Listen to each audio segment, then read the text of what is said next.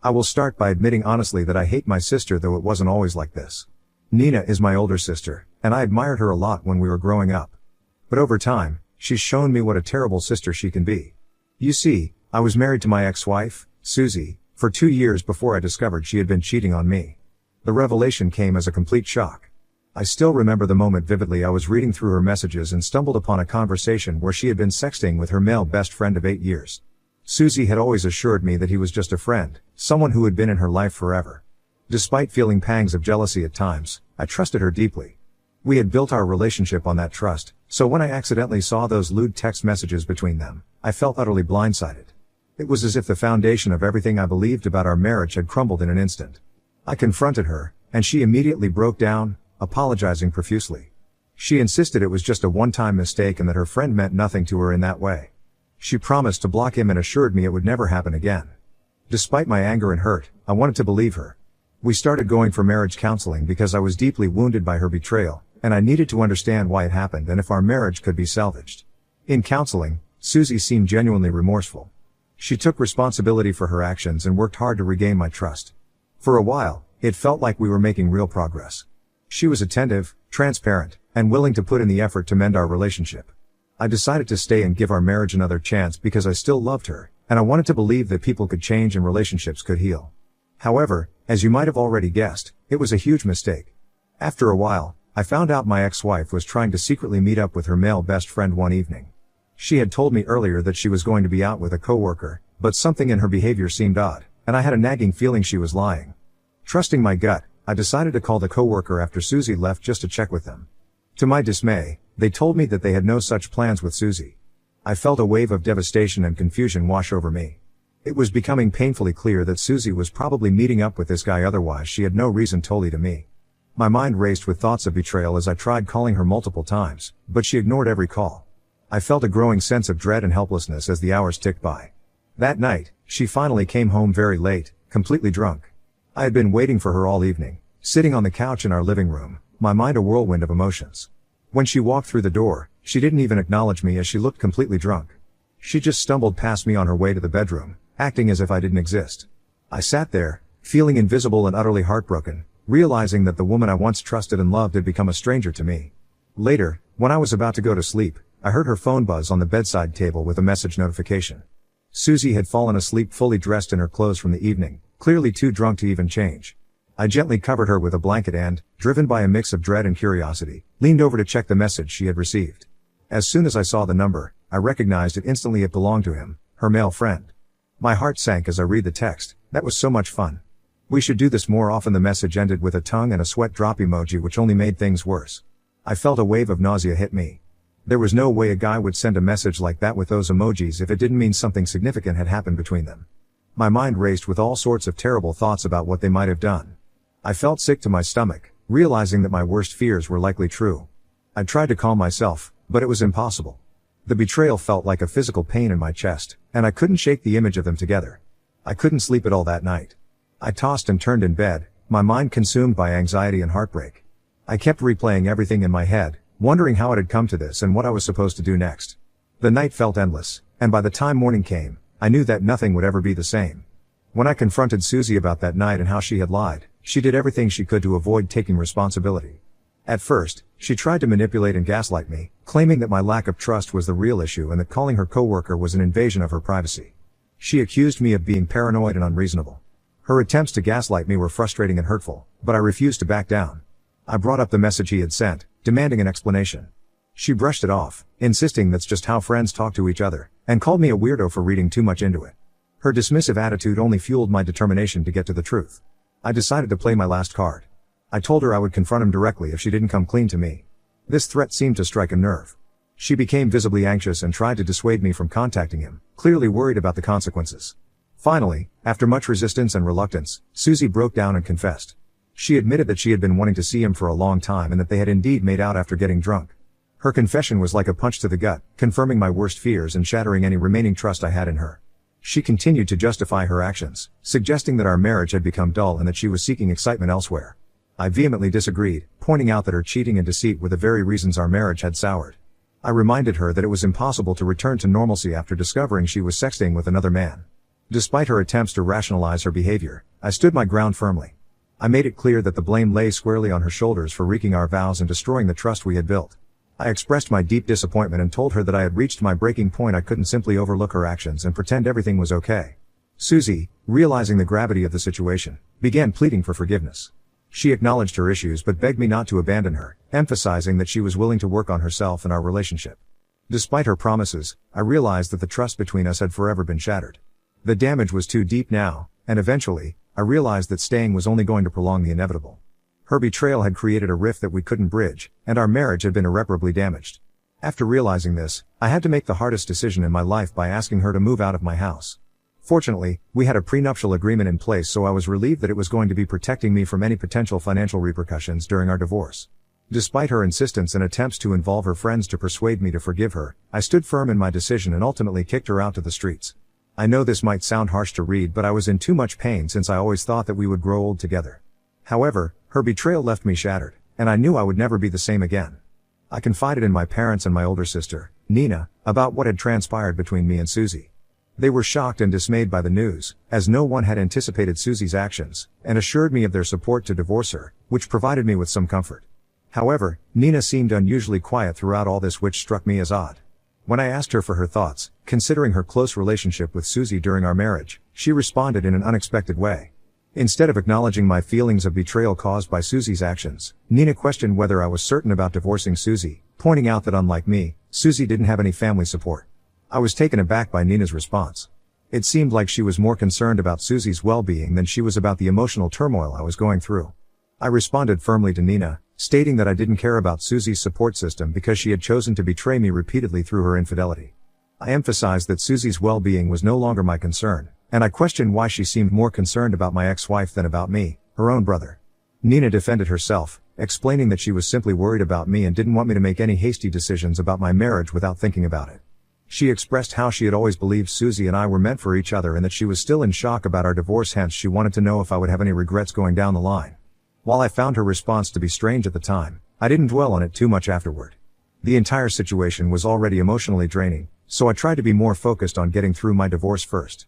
In the beginning, everything seemed to be going well for me during the divorce proceedings, and my lawyer was confident that we would win the case, but then everything changed. Susie dropped a bombshell: she was pregnant. I was completely blindsided by this revelation. It was something I hadn't seen coming at all. Clearly life had different plans for me and wanted to hurt me more. After this news, Susie and her lawyer urged me to halt the divorce proceedings. They argued that we should try to work things out for the sake of our child. Susie insisted that she wanted to provide our child with a traditional family upbringing. I was taken aback and immediately pushed back that I didn't care about her wishes anymore and that there was no way this child could be mine. Susie's response was to argue back that she had never been intimate with anyone else other than me. She emphasized that just because she had made out with her male best friend that night didn't mean she could get pregnant from him. She continued to urge me to consider what was best for our child and to fight for our marriage for the baby's sake. However, I refused to be swayed. I knew this was a desperate attempt to derail the divorce proceedings and guilt-trip me into staying with her so she could continue to live a lavish life with my money. It was clear to me that Susie was grasping at straws, and I remained resolute in my decision to end the marriage. I stood firm, insisting that the divorce would proceed as planned. I stated that after Susie gave birth, I would arrange for a paternity test to determine if the child was mine or not. However, Susie's lawyer countered our argument, claiming that since Susie was still legally married to me and had stated that she hadn't been intimate with anyone else, it automatically made me the father of the child. They asserted that they would seek child support for me due to this. My lawyer vehemently disagreed, pointing out that without a paternity test, such claims were baseless. Unfortunately, we are all too aware of the shortcomings in our legal system, especially when it comes to protecting men in situations like these. In the following weeks, Susie's lawyer proceeded to sue me for child support, presenting evidence to support their claim that Susie had not been intimate with anyone else. They portrayed me as a controlling freak who was trying to get away from paying child support and taking any responsibility for my actions. They even brought in witnesses to testify on Susie's behalf. To my shock, among the witnesses was my older sister, Nina. I had no idea that she would even be there. Initially, I assumed she was there just to observe and support me, but to my dismay, she testified against me, stating that she had been friends with Susie for a long time and was certain that Susie couldn't have possibly betrayed me by actually sleeping with someone else since, according to my sister, Susie was still in love with me. Nina firmly stated that she believed the child belonged to me. Hearing my own sister support my ex-wife over me was heartbreaking. Nina knew firsthand how much I had loved Susie and how deeply she had hurt me, yet she was there supporting Susie's deceitful actions. Later, when we were out of court, I confronted my sister about her unexpected testimony. I expressed my shock and betrayal, feeling completely blindsided by her actions. Nina, however, stood by her decision, insisting that she was doing what she believed was right and that I would eventually appreciate her stance in the future. I raised my voice, expressing my disgust and anger at her for putting me in a situation where I might have to pay child support for a child whose paternity wasn't even confirmed. Nina countered by arguing that I shouldn't be so cruel to an unborn child and that I needed to consider the financial difficulties Susie would face without any alimony and child support from me. Nina told me that I would never understand her perspective because I didn't possess maternal instincts like women did. She urged me to realize that providing for the child's expenses was the least I could do in this situation. I felt exploited and deeply unsettled by my sister's perspective on the matter. I couldn't comprehend how she could prioritize Susie's financial needs over the emotional turmoil I was going through. My parents also expressed their disappointment in my sister, telling Nina that she had no right to go behind my back and testify against me. However, the damage had already been done since my own sister testifying against me proved to the court that Susie might be telling the truth and that I was trying to escape responsibility from our child.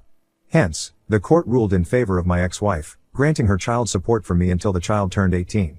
I was filled with rage and refused to accept the judgment, but despite our efforts, my lawyer and I found ourselves unheard and unable to sway the court's decision. It has been quite a while now since my divorce with Susie, and I've continued to pay child support for her son every month who clearly doesn't resemble me in any way.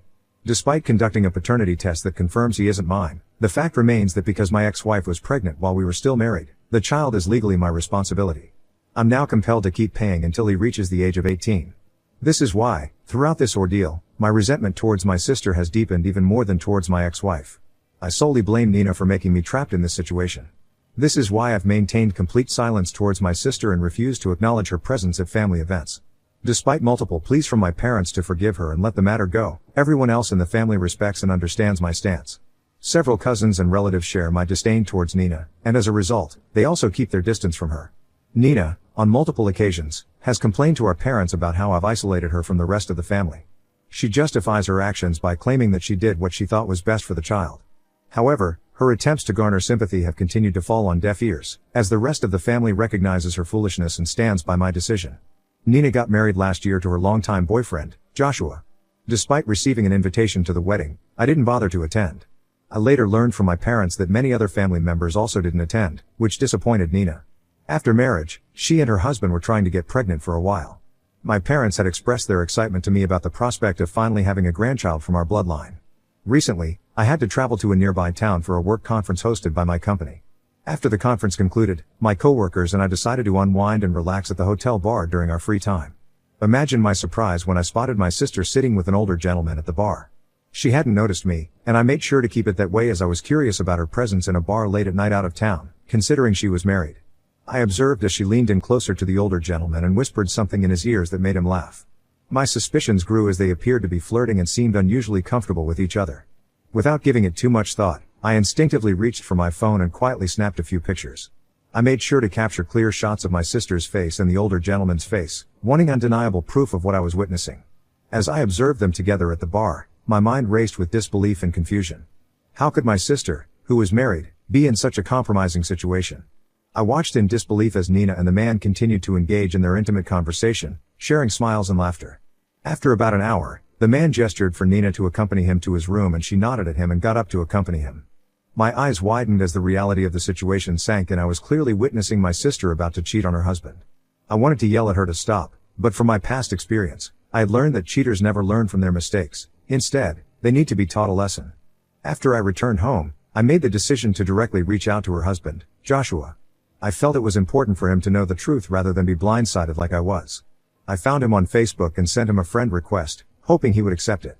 After a few hours, I checked and saw that he had indeed accepted my request, so I immediately messaged him. In the message, I introduced myself as Nina's brother and explained that we needed to have an important conversation. I asked him not to inform my sister about my text to him and provided him with my phone number so he could call me. I hoped he would listen to what I had to say and waited anxiously for his call. A few minutes later, he called me, curious about why I had reached out. He mentioned that he already knew about me from Nina and my parents but was surprised that I had contacted him after all this time. I apologized to him for not attending their wedding and expressed my regret that we were talking under such circumstances. He then asked me what was wrong, and I truthfully shared what I had seen in the hotel between Nina and the older gentleman. I refrained from immediately using the word cheating as I wasn't entirely sure if Nina and he had an open marriage or not, so I didn't want to make assumptions. However, as I detailed the events to Joshua, he He began probing with numerous questions about what Nina was wearing and who the other man was, showing clear distress. To support my account, I mentioned that I had even taken photographs of her with the gentleman, as I found it difficult to believe myself. I promptly shared those images with him to provide concrete evidence of what I had witnessed. It was apparent that he was deeply affected by the revelation of Nina's infidelity and was grappling with the gravity of the situation. After a brief pause, he unexpectedly expressed gratitude for my honesty and questioned why I would go out of my way to help him, especially considering we were essentially strangers and I no longer had a relationship with Nina. His question struck a chord and prompted me to share my own experience, explaining how I had been in his position when my ex-wife cheated on me. As I delved into the details, I elaborated on how Nina had added to my pain by testifying against me, leading to my current burden of paying child support for a child who wasn't even mine. Joshua was quiet for a few minutes after hearing my story. He then revealed that Nina had portrayed a completely different version of the truth to him. According to her, Susie and my marriage were already failing, and we had stopped being intimate, leading Susie to make a one-time mistake that supposedly led to our divorce. I was livid upon hearing this distortion of reality and clarified to Joshua that Susie had in fact cheated on me twice, making it clear to him that our divorce was not solely due to a one-time mistake but that she had repeatedly broken my trust with her male friend. To my relief, Joshua believed me and appreciated my honesty in shedding light on my sister's deceitful behavior. He informed me that he had no intentions to stay with a cheating partner either and would be having a talk with Nina regarding this. In the days that followed, my parents repeatedly called me to accuse me of ruining Nina's life as she was now facing a divorce. They blamed me for interfering unnecessarily in her marriage and expressed their frustration about not being able to have a grandchild from her after this. I didn't hold back in the argument either. I countered their accusations, stating that it wasn't my fault their daughter was not faithful in her marriage. I emphasized that instead of fixating on the idea of a grandchild, they should focus on teaching my sister better values and morals, so she could become a better person. Nina also sent me a vile text, accusing me of being a spiteful little boy who couldn't keep my nose out of others' business. She even went on to insinuate that Susie's infidelity during my marriage was somehow justified and that I deserved everything that had happened to me. Her message left me seething with anger. It took me hours to calm myself down after reading her words. However, fate seemed to have its own way of balancing things because I recently learned that Nina is apparently pregnant. She claims Joshua is the father, but he's refusing to take any responsibility. Joshua has reached out to me, requesting me to testify for him when their matter inevitably goes to court since I was the one who had taken those incriminating pictures of Nina with the other man. I have agreed without any hesitation, not just so I can seek revenge on my sister but also out of empathy for Joshua. I don't want another man to endure the pain and betrayal that I experienced with my ex-wife. Since then, my parents and Nina have been relentlessly pressuring me not to testify for Joshua. They keep emphasizing that family comes before anyone. I can't help but find their messages ironic, considering Nina didn't prioritize family when it came to me. Ida for teaching my sister a lesson and making sure her husband doesn't suffer the same fate as me. Update 1. I am surprised to see how polarized everyone's reaction is to my post. I can't believe that there are a few women under my post trying to convince me to support my sister even though she has clearly cheated. I would just like to say to them, shame on you. Believe me, I would have had absolutely no issues if my ex-wife had asked for child support after proving to me that the child was mine. However, she didn't. She clearly knew that the child wasn't mine since we were not even intimate at that time, hence, she knowingly forced me to be liable for it as she couldn't afford it on her own. I couldn't prove that she had intimate relations with that other guy because there was no proof other than that one text I had found. Hence, I do hate my sister, Nina, for screwing me over and testifying for my ex-wife. However, now that Nina is similarly manipulating her husband, I won't stand by it. I am going to testify against her and make sure that Joshua doesn't suffer the same fate. In the future, if it does come out that the child belongs to Joshua after he or she is born, I am sure he will have no problem stepping up because he seems like a nice guy. But until that is proven, why should a husband be forced to pay child support when the wife has been clearly sleeping around with other guys? Nina has shown absolutely no remorse about her affair or for being the cause of her marriage falling apart. Unlike my marriage, Joshua and Nina don't even have a prenup, which means there's a possibility he might have to pay her alimony. Hence, I believe on top of this, he shouldn't be forced to pay child support for a child who isn't his. I believe I am doing the right thing and I am glad that overall a majority of the comments under my post agree with my decision. Update 2. It's been a while since I updated anything here. Today, I provided testimony against my sister in court. I recounted everything I had witnessed her doing with the older man, presenting all the evidence and photos. I could feel my sister's angry gaze fixed on me the whole time, but I remained resolute. Despite her lawyer's attempts to dismiss my testimony by claiming I held a grudge against my sister, the judge upheld its validity. I hope that my testimony will have a positive impact on Joshua's case and that he won't be compelled to pay child support. However, the outcome remains to be seen. In the midst of everything that's been happening, my relationship with my parents has taken a hit. My mom called me, Her voice choked with tears after she found out that I had followed through with my promise to testify against my sister. She was clearly disappointed and told me how she and Dad were hoping that I wouldn't do such a thing to my sister. As I listened to her, I couldn't help but feel a surge of frustration. I reminded her of how they had never fought for me with such intensity when my sister had done the same thing to me during my divorce and they had even forgiven her for everything. Yet, here she was calling me a disappointment and crying as if my struggles and burdens were nothing compared to my sister's. I went on to tell my mom that it was unfair for them to scold me for standing up for what's right and telling the truth, especially when they hadn't stood by me in the past. It felt like a betrayal, and I made it clear that I didn't need them or my dad in my life if they were going to prioritize my cheating sister over me in such a manner. Since then, I have stopped talking to my parents and refused to pick up their calls or reply to their messages. Update 3, I'm back with an update on my sister's situation. I'm pleased to report that Joshua was cleared of paying any child support to my sister. I'm sure Nina is very upset. I can't help but feel a sense of satisfaction knowing that at least one person was able to avoid the unjust burden that so many others, including myself, have had to endure.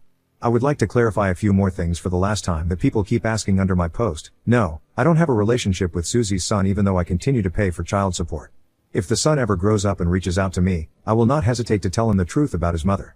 Yes, my parents and I are still not talking to each other, and honestly, I have been feeling much lighter and relaxed without them calling me every other day and accusing me of not supporting my sister. Nina won't dare to confront me because I'm sure she is still embarrassed after I testified against her. Also yes, she will be getting alimony from Joshua, which we already knew would happen. No, my parents don't have a relationship with Susie's son since they know he isn't my child. I have no idea if they are going to accept Nina's child either, but maybe they will. That's all.